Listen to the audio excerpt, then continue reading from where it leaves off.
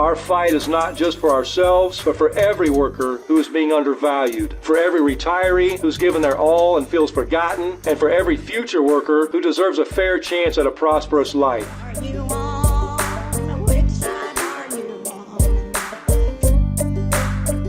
I told you that I had a couple of clips that I really, really vibed with. And those are clips where he generalizes the struggle that UAW members are going through right now with the big three automakers, and talks about how, you know, this is a fight for themselves, yes, obviously, but also a fight for the American working class and these bigger issues that we talk about during elections, thinking that voting red or blue or Democrat or Republican or green, or Green Party is going to fix these issues, right? And they're really, in most cases, not.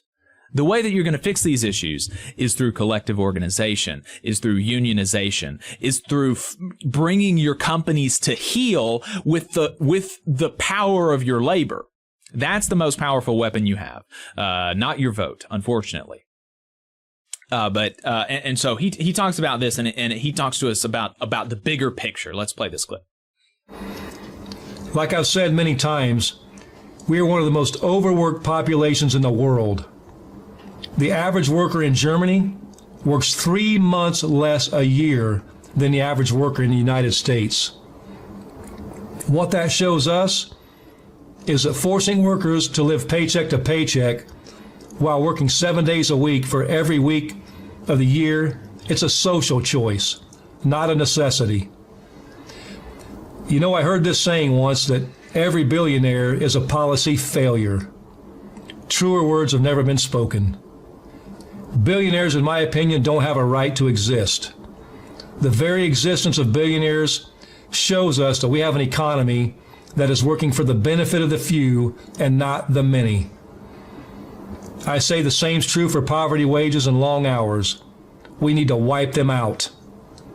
The labor movement once fought for a vision of work life in which everyone had 8 hours for work, 8 hours for rest, and 8 hours for recreation. Sadly, it feels like we've gone so far backwards that we have to fight just to have the 40-hour work week back. Why is that? So another asshole can make enough money to shoot himself to the moon? We need to get back fighting for a vision of society in which everyone earns family-sustaining wages and everyone has enough free time to enjoy their lives and see their kids grow up and their parents grow old. Hey, 5 seconds. Just wanted to say that this is only possible because of our donors. If you want to see more of this, then consider donating yourself at tvlr.fm/donate. So there you go. Connecting these struggles to these bigger societal issues. Nelson Lichtenstein on Twitter, prominent labor historian, said that, you know, in a lot of these areas, he sounded something like Bernie Sanders, but a lot better because he's actually got, you know, he's got people behind him, and he's going to be able to bring, you know, the big three, the production of the big three automakers to a halt, where, you know, the most that Bernie could do in any given situation is, you know, maybe bring out some votes or something like that, or support people who are doing this. But, you know, rhetoric from a union president like that is something with a lot more teeth behind it than rhetoric like that from a politician. And so very, very powerful stuff, and absolutely true.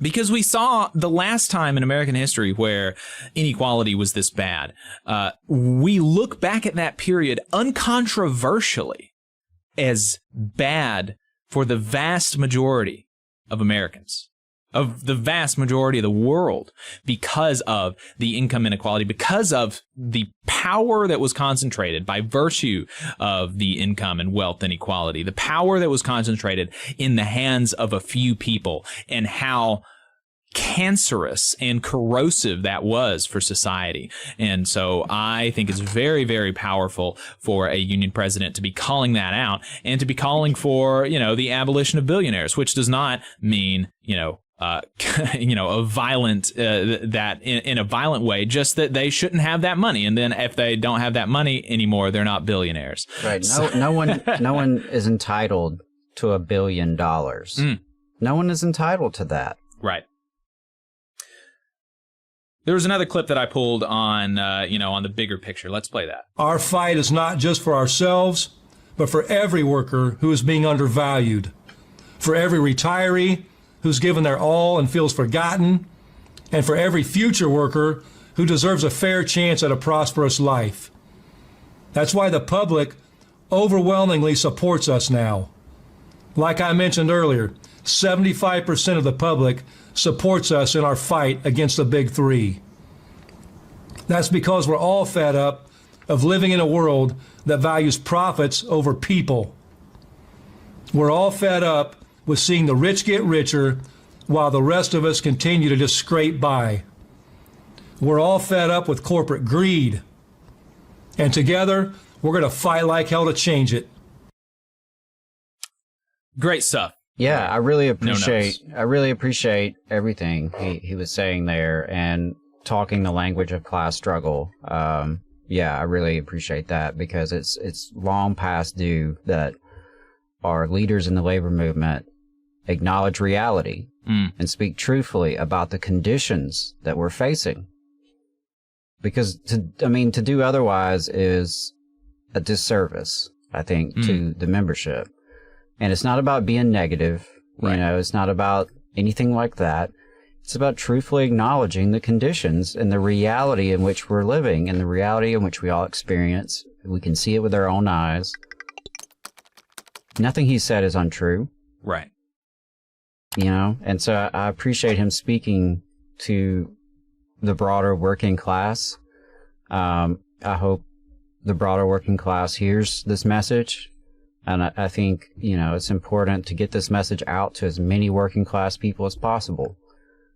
That the more we can join together, the stronger we are, and the greater the chance we can do something to change all this. Because this isn't acceptable. We don't have to live this way. It doesn't have to be this way, where a few wealthy, powerful elites dominate and control society and our economy.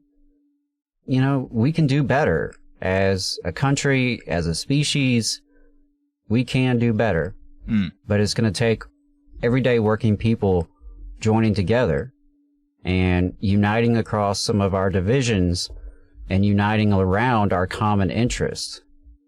Because we all want to be able to take care of ourselves and our families and have time for ourselves and our families, live a fully productive life, live up to our potential, have a community, a community that takes care of one another. That's what we all want. So I really appreciate, what the UAW is doing. I appreciate their fights to end two tiers, to end the damage that outsourcing has done to so many families across this country. So sending my love and solidarity to the UAW. Absolutely.